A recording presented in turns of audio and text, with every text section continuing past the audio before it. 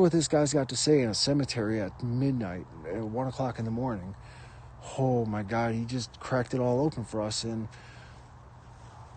we spent all these years going around being a part of the problem, causing all of, I don't want to say all, that's bad, that would be bad for me to say, but a lot of suffering, a lot of pain. Every single one of these individuals that you've ever seen on the internet caused bloodshed.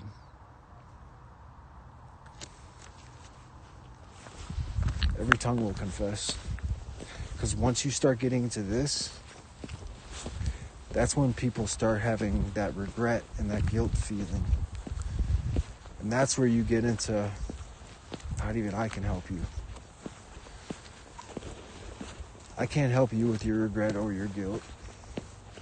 But what I can do is tell you where to put it.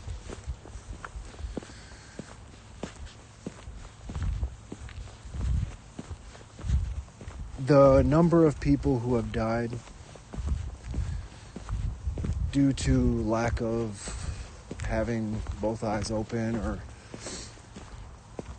having only one eye open and spewing out what they, like these, I really dislike that I keep going back to this back channel, but it's the only thing I really have right now as an example. You have 285 people.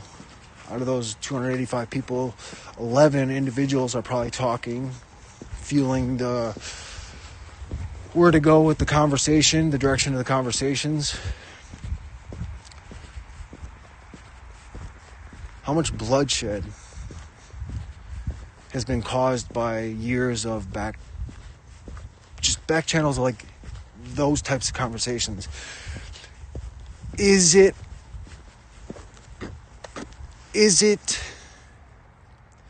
the grand scale of things? Is it waking people up? Yes. But this is what the filter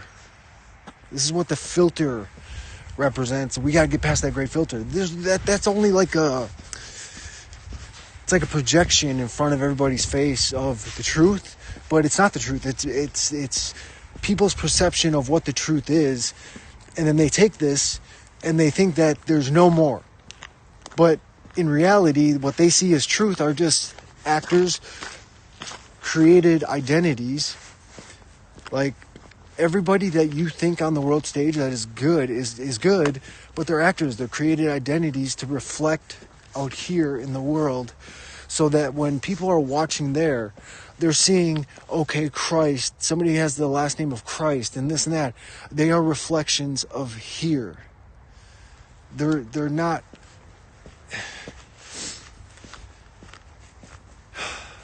Everyone has this.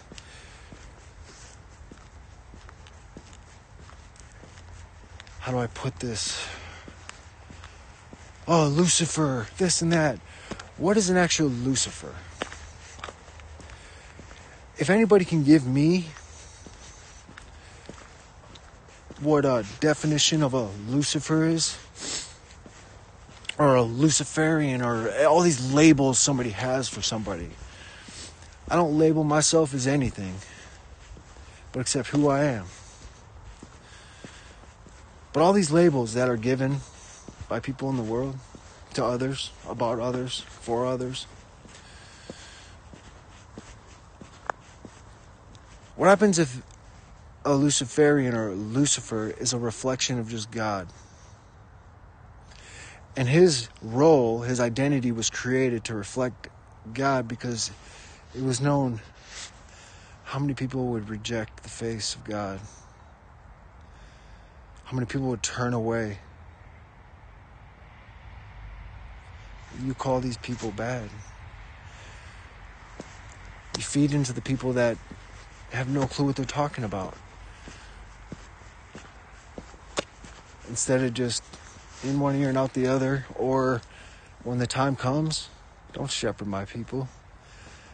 Because my people come to me as they are. You bring my people to me the way you want them to be, or your image, and just drives them away. That connection is right here. That connection is about as white as snow.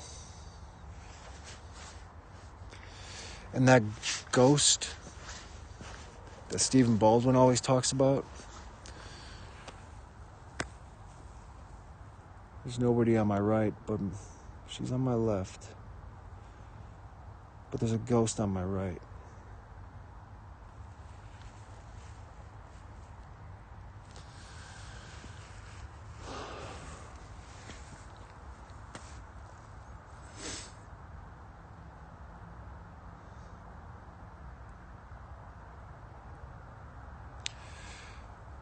People ask me what do I think when I look up there. Just to see myself.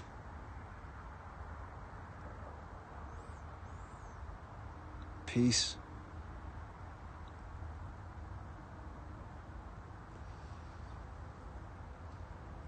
Joy. Happiness. And if that could be a thought up there, why isn't that happening out here?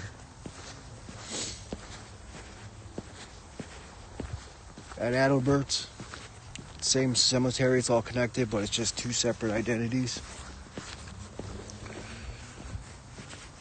That's where you get the feet of brass. And it just molds my feet. Same veins, same everything.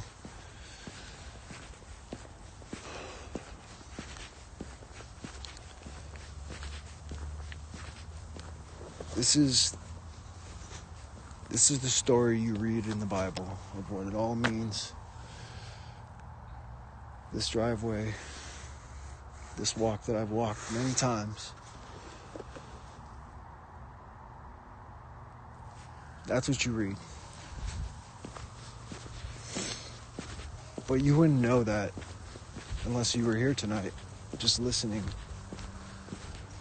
watching. Think how many people in this world could be here learning, seeing, but they choose to be a part of the problem.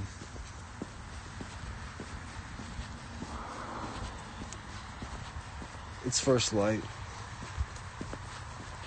I wasn't kidding when I say Judgment Day's here. I don't kid at anything. It's in a game to me. Never has been and never will be.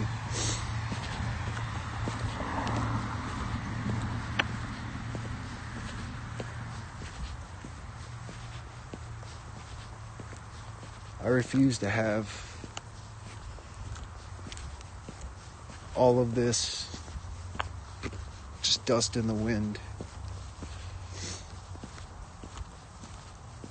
That's what a promise means. That's what that promise means. So every day when you wake up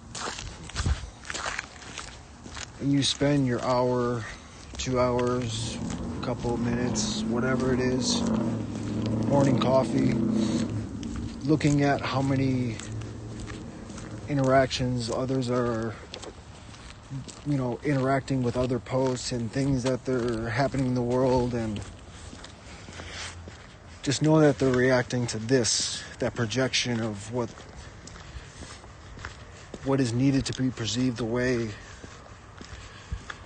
It's like a cover-up until everyone's ready to see the truth, the real stuff, the real, okay?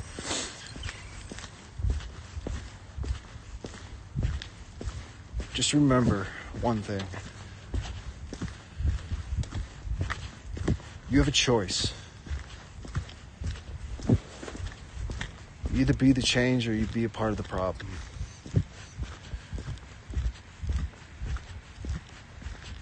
Each choice we make determines a whole lot more than what you, in those moments making those choices,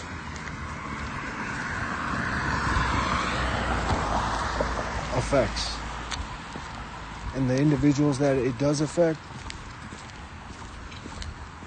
you may never see them, you may never meet them, but somebody has been affected positively or negatively. When you see all these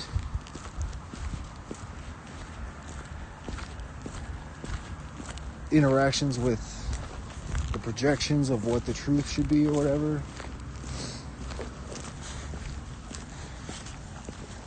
Don't pay any mind to it. It's not worth your time or anybody else's time. Get to where you're supposed to be. And I'll get to where I'm supposed to be. Until then,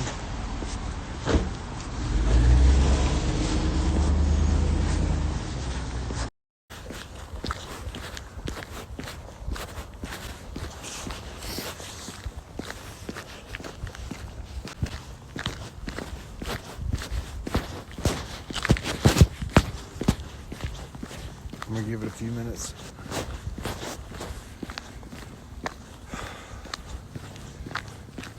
I went into a back room, like those, the space, X space, and I'm listening. It's like 285 people speaking on past events, false flags, the narratives, how they're used politically, not, outside of politics, government.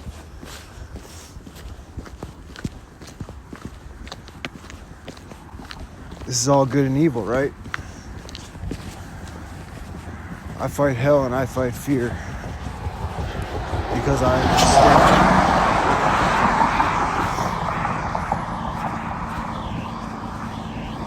It's Corey Taylor, Slipknot. I fight hell and I fight fear because I understand it. I promise you 285 people in that back room I was just in, the space, X space. 11 out of the 285 are speakers. So the ones that are listening to those discussing these topics, and I was only in there for a short time. I'm not bashing anybody. I'm not putting anybody down. If anything, I'm trying to uplift everybody to a higher